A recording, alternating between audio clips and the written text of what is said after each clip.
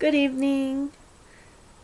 Today we're going to talk about tribulation preparation, or in other words, end times preparation. Revelation 6:6 says, "And I heard a voice from among the four living beings say, a loaf of wheat bread or 3 loaves of barley will cost a day's pay, and don't waste the olive oil and the wine." Why do we prepare? Because it's what we've been called to do. It's what we've been warned that will happen, and so it is only proper to prepare for it.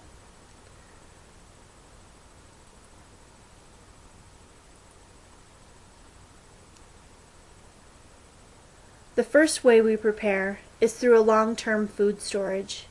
Why do we do this? Just in case. You never know, there could be a loss of job. Uninvited guests might show up. A natural disaster might occur. Or there could be terrorist attacks.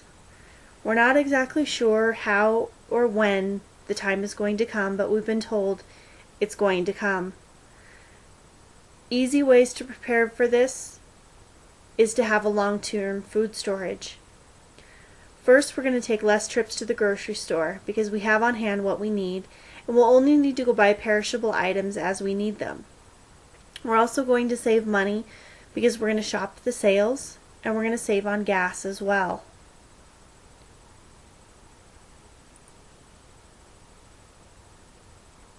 First thing that we need to get our long-term food storage going is water. At a minimum, we need 1 gallon of water per person per day. This should be stored on something other than concrete: wood, carpet, tile, anything other than concrete. Also, if you have a source of water near you, you need to make sure that you have a way to purify it as you're preparing, if you're planning on using that as a subsequent water source. Next, we're going to get started on a 3-month food supply. We're going to have this be our everyday foods. It's going to be our working supply. When you buy spaghetti, you're going to buy extra. You're going to buy another package of noodles and another thing of spaghetti sauce. You might even decide to buy an extra thing of hamburger or turkey to throw in the freezer to have when you make that meal the next time. You're going to organize your food like the stores do. Canned foods together, meats together, cheeses together, noodles, pastas, breads. Just organize it like a store. You'll get the hang of it. I also like to write on the front of the cans the expiration date, because sometimes, even though I've gone to the store more recently, the expiration date is a little bit different than the ones that I have on the shelf already, and I need to use it first. Easy way to get started with a 3-month food supply is by doing a 1-month food supply. Track your purchase for 30 days and then duplicate it. At the bottom of this slide, you'll see an easy way to do a 3-month food supply. It's actually an Excel spreadsheet that you can download, and when you download that, you put in the ingredients from each of the meals that you're planning on making, and it actually calculates how much you'll need to buy in order to get your 3-month food supply going. Other things that you'll need in addition to food is supplies.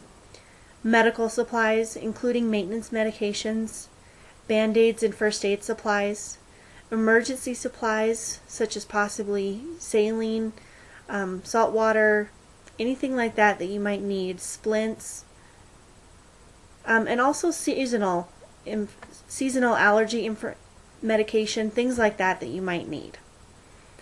Paper products, paper plates, paper towels, Kleenex, and don't forget the toilet paper. You will be sorry. Hygiene items such as shampoo, toothpaste, deodorant, and soaps. In addition to taking care of ourselves, we need to take care of our pets. Need to make sure that they have the food and the water supplies that is available for them. Cleaning such as laundry, bleach, antibacterial soaps. We also need to make sure that we have extra stuff for if the power goes out, if we're unable to use our cooking supplies, if we're unable to use our laundry machines, things like that. Candles, batteries, flashlights, matches, heat supply, alternate cooking sources. Beyond the first 3 months, we need to make sure that we can sustain a way of life. if things don't come back to normal. We would need to have possibly a garden set up and have seeds available for planting your own garden in your backyard that you could live from. Canning those items, so we would have a way of canning those, having the cans available, the jars, and the places to store those jars. Possible hunting supplies. MREs, meals ready to eat, that the military issue. Grains, having a supply of whole wheat that you can grind yourself.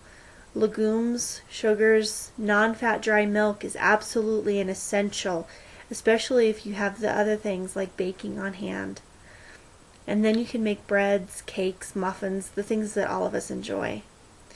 And also having frozen foods available. If these aren't part of your 3-month supply already, having those so that you have them available in case there is still power that we can utilize. Next, you'll want to protect the assets that you've accumulated. Personal defense when you go to get your water, and home defense so that you can protect the assets that you have accumulated and your family. In some situations, it's not logical to stay where you're at, and it's called a bug-out situation. Some situations might be that there's a military law, natural disaster that makes no sense for you to stay where you're at, or just plain chaos. You may want to have a rural retreat location to go to so that you have somewhere outside of a normal city limits or out in the wilderness where you can kind of hide out for a while. Some places to go maybe with a group so that you can support each other and help each other out. Make sure that your retreat location also has preparation made, food supplies that'll last you, things like that. Make sure you're rotating your food stock and your water stock so that when you get out there, it's not all dry and nasty. And a bug-out bag is one of the most essential things. It's going to have all the supplies that you're going to need to get you where you need to go. If that's a 3-day hike, make sure you have supplies for 3 days. If it's a 20-minute walk, make sure you have enough information and supplies in that bag to get you there.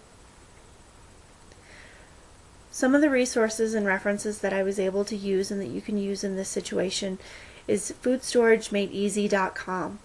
It's exactly what it says. Food storage made easy. Foodstorageshopper.net tells you how exactly to shop for foods and to make those foods part of your ready-to-eat meals every single day.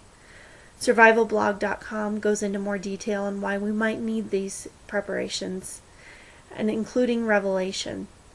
Revelation is an awesome book to read in the Bible, and that tells us exactly why and how we should prepare.